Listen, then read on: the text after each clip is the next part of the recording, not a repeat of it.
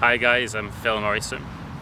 I have expertise in helping men find their social confidence, get dates and transform their lives. And I want to start today's video with a question. Is your life, as it currently is, something that you've consciously crafted, or did you just drift, get pushed by the currents and ended up where you are right now?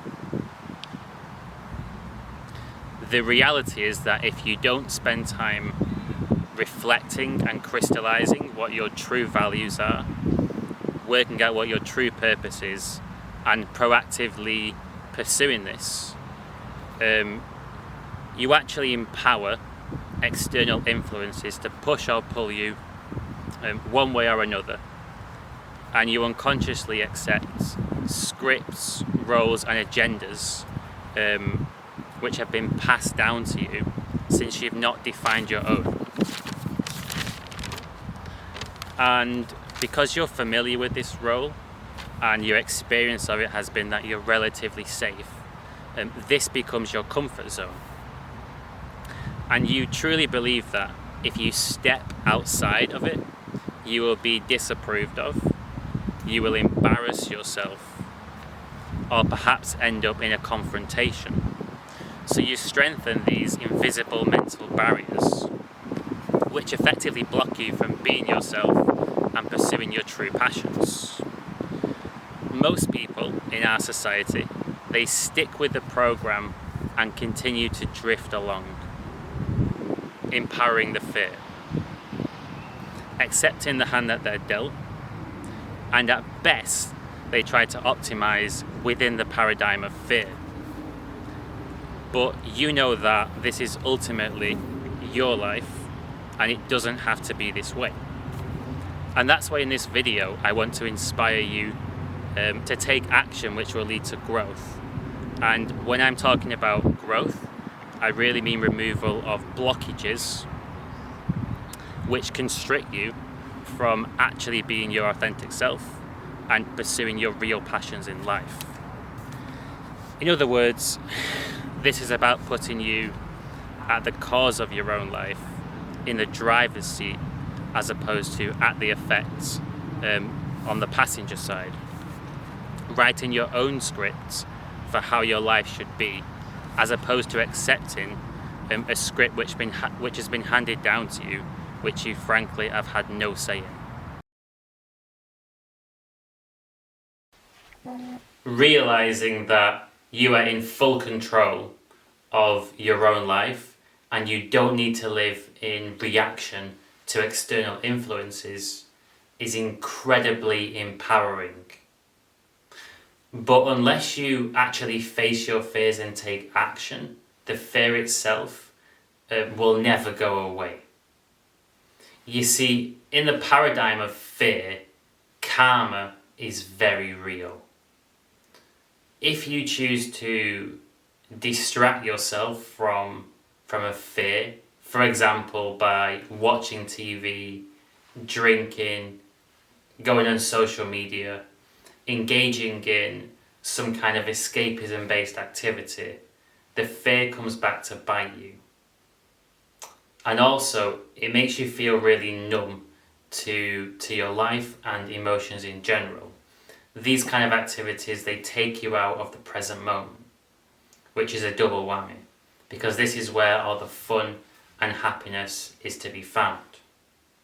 In contrast, if you actually face your fears, it counts as a victory for you in your life, and the grip that fear has on you lessens, and you grow more and more, and you feel better.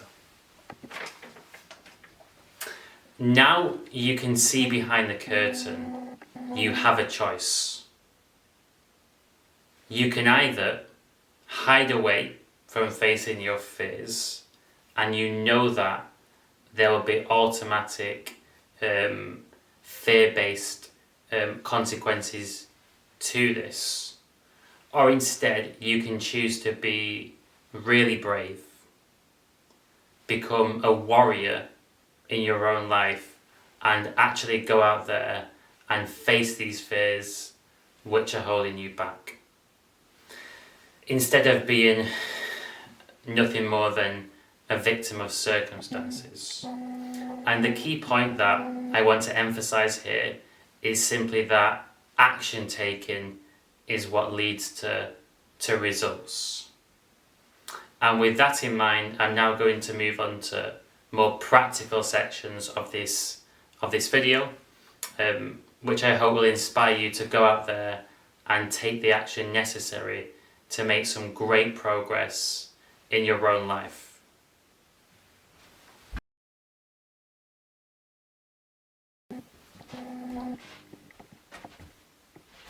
So I'm now going to explain the parallels of facing fears in different situations, and how going for a coffee in a 5-star hotel is the same as remaining cool and calm during an intense business negotiation, and remaining relaxed and chilled out when talking to a girl that you find attractive. You may think that all these situations sound very different, but actually the underlying fear is exactly the same. The fear of not panicking under perceived pressure. So when you go to a 5-star hotel or the highest end restaurant that you can imagine, and you sit in this place and just order a coffee, a lot of people find this completely terrifying. Firstly, they really squirm and feel that, you know what, I don't belong in this place, I don't deserve to be in this place because it's so posh. And guys in this situation also feel awkward about just asking for something as simple as a coffee.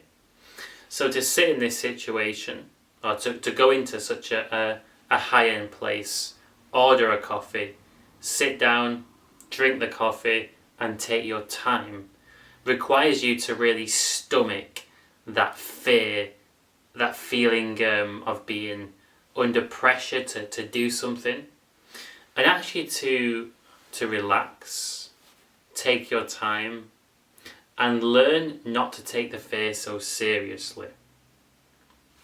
And if you do this exercise, you'll probably find that after sitting there for 20 minutes or so, you feel much better. Because you've just faced and overcome the fear of not panicking, the fear of actually not panicking and remaining calm under pressure. If you do public speaking, and the kind of public speaking where you're really expressing your true personality, you're making jokes and you're not going off script so much, you're not being so rehearsed, you're really being yourself. If you do this activity, you're actually replicating the fear of being the centre of attention in a social group and being fully comfortable with this. And this is a fear that really holds back introverts, especially. When they feel that all the eyes are on them, they tend to retreat and feel uncomfortable and try to exit from being the centre of attention as quickly as possible until the conversation moves on to someone else. And what I'm saying here is not to try and become the centre of attention. This is not the point that I'm trying to make. But the point that I'm making is that you want to be equally comfortable being the centre of attention with the entire group focused on you. Be just as comfortable in this situation as kicking back, relaxing and allowing others the space to talk.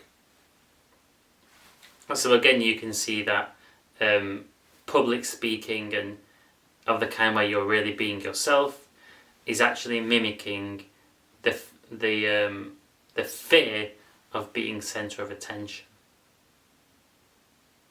So there's parallels in facing these fears. And even look at my tagline when I start videos. So I say that I help guys find their social confidence, get dates, and transform their lives. These three things, when you first hear them, can seem really separate and different. But when you look a bit closer, you'll see that really it's just the same underlying fears in different disguises. So firstly, the fears that stop you being confident in social situations, in social groups, when you overcome these fears, it's much easier to get dates. And when you overcome the fears of going out there, connecting with a girl and getting dates, and you're really able to do this, it really allows you to work on other fears which stop you from truly expressing yourself, truly being who you are, and following your authentic passions in life. So overcoming these initial social fears can actually lead to you transforming your life. Because ultimately, what holds you back from being the person who you want to be and really pursuing the life of your dreams is largely fear-based. So hopefully, now you can see the real impact that a small number of fears, just a small pool of fears, can have on you in social situations. But because it's just a small number of fears, hopefully you can also see how that there's many different ways in which you can start to face and overcome these fears. So the next steps are to help you identify exactly what the main fears holding you back actually are, and then to come up with a practical, actionable plan which you can follow to overcome these specific fears. And over time, you'll get to a stage where in the social groups, you'll feel completely confident, fully at ease, and there's just nothing holding you back. And when you'll get into this stage, you'll notice that it's really very trivial. It's a small matter for you to go out there, find a girl you connect with, and start to find yourself a nice love life. And also you'll find that really pursuing a life of your dreams is actually not so difficult. In fact, it's easier to actually pursue a life of your dreams and be yourself when you get to this stage than it is to actually go back to being the old you who lives inside the comfort zone.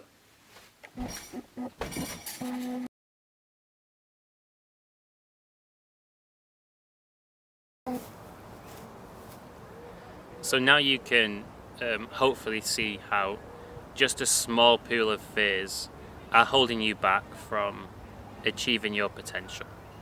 And the next step is to identify exactly what those fears are in your case. And a great exercise you can do to help yourself out in this way comes from a book called The 7 Habits of Highly Effective People by Stephen R. Covey. And he talks about contemplating your own death and really picturing your own funeral in as much detail as possible. And the purpose of this is to really get in touch with what your true values are. Because from this perspective, where you imagine that you've died and your life is over, if you're then given a second chance at life, you would do things differently.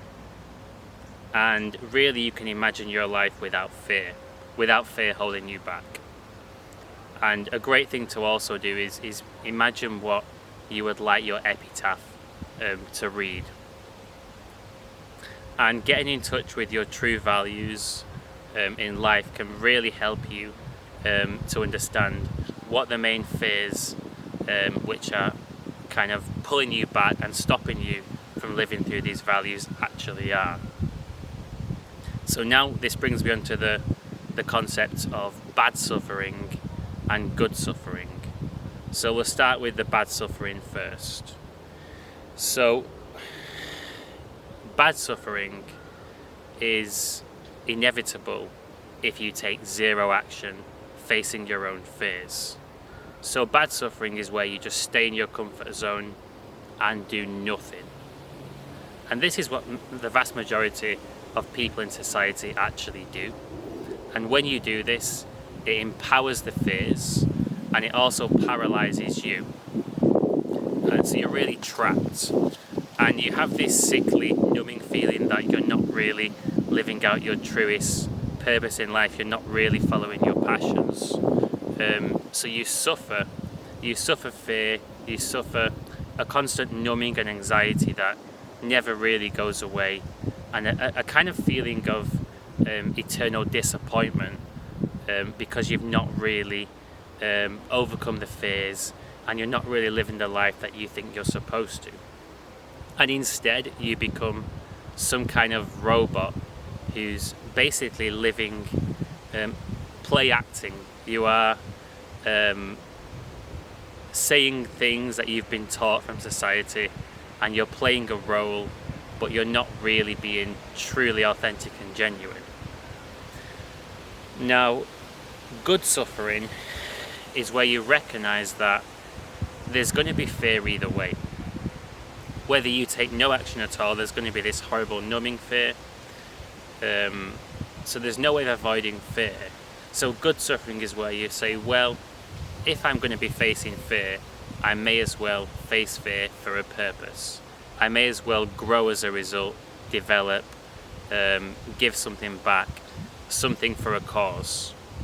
And when you commit to good suffering, you're going to get so much growth and it feels great. And you know you're on the right path when you're committing to good suffering, so you're proactively facing your biggest fears for a reason. Because you actually get internal rewards. You feel euphoric, you feel great. And a really cool example just to kind of illustrate this point.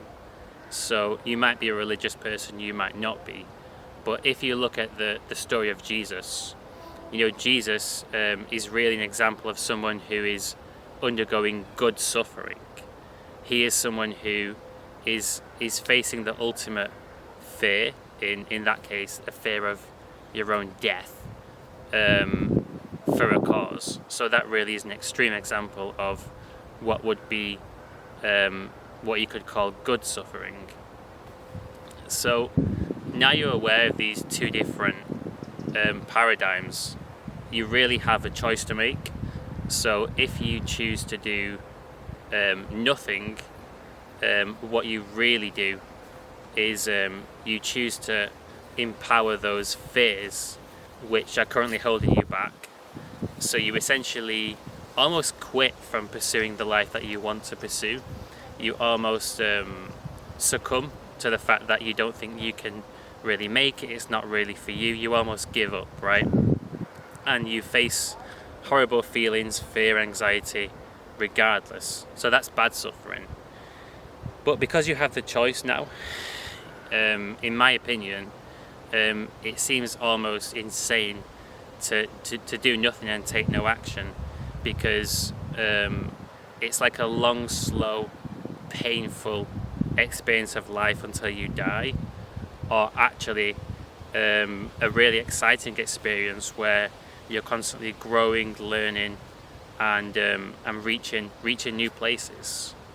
And one thing that I want to say at this stage, actually, something from my experience that I'd like to share, is that when you're doing this work in the right way and you're really overcoming and facing the main fears in your life, you may almost get triggered, and worse fears and more painful emotions tend to surface. And if you're familiar with Carl Jung's psychology and the shadow self, you might understand this on quite a deep level.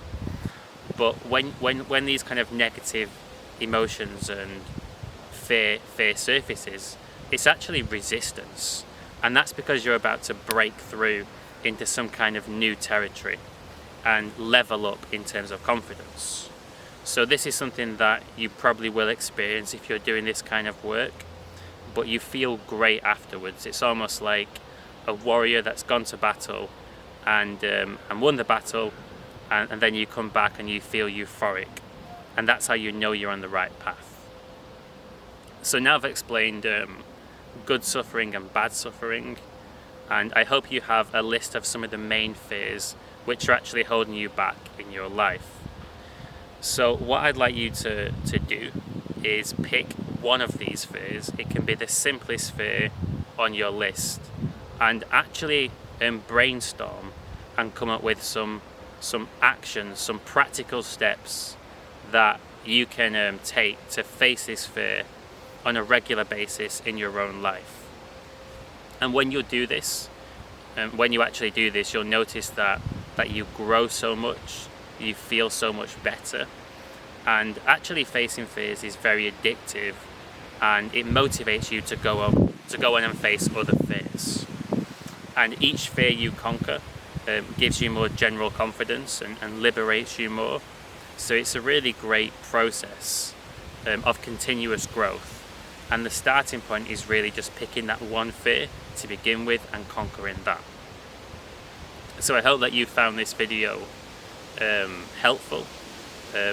If you did, please remember to hit like and subscribe so you get notified when I release more content designed to help you out and keep you motivated to pursue a path which is going to lead to continuous personal growth and really moving you towards living out your ultimate passions.